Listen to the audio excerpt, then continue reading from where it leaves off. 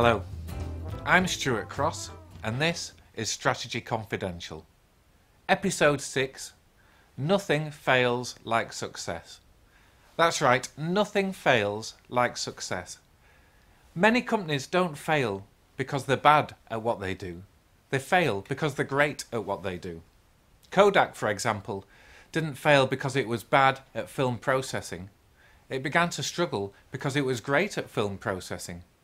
Olivetti didn't fail because it was bad at making typewriters. It failed because it was great at making typewriters. And the Gap hasn't struggled in recent years because it's bad at making chinos. It failed. Well, you get the picture.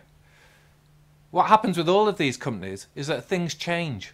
Customer tastes change. The competition changes. The economy changes. Technology changes, and they're unable to change with it, or at least to change with it quickly enough.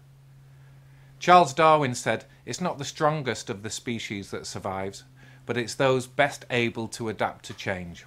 And it's the same with business organisations. However, there are factors at play which prevent organisations from changing as quickly as they need to. And I think there are 3 causes. The first one is arrogance, the belief that your organisation has a right to be around and to last forever. A great example, maybe the word great isn't right, but a great example is the US car industry. It's taken them 20, 30 years to start to really respond to the threat from Japanese competition, particularly from the likes of Toyota. They had a belief that they should be protected, that they should be around forever, and that has prevented them from making the changes they need to make. Number 2 is defensiveness, which is the belief that you're better sticking to what you already do rather than changing the focus of your business. The music industry, for example. 10 years ago, when Napster first brought out the idea of digital downloads, the music industry responded hugely negatively against it. It wanted to cling on to its CD sales. It wouldn't move. It just wanted to protect what it already had. And it went after Napster through the courts. It's only now, 10 or so years later on, that the music industry is doing deals that will allow it to manage digital downloads effectively. And number 3 is inertia. Even those organisations that aren't arrogant and aren't overly defensive can find it difficult to change just because of the way they are organised and set up.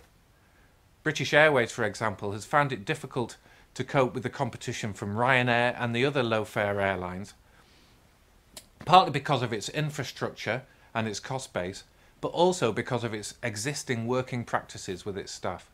The inertia has inhibited it from making the change it needs to make. Overcoming any of these factors is not easy, particularly item 3, the inertia, but there are steps you can take. Here are 4 of them. The first one is to raise the bar. Continually set your sights high, set stretching goals. That creates an environment where you need to try new and different things.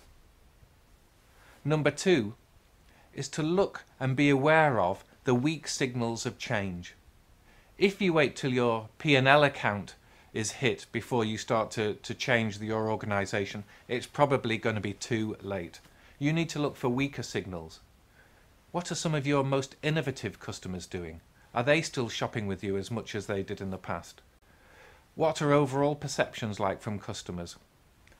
Understanding these weak signals can start to help you create the momentum for movement. I think it was Andy Grove, the ex-boss of Intel, who wrote his biography was called "Only the Paranoid Survive." And some of that healthy paranoia can really help you focus on the future rather than your existing success. Number 3 is a focus on action.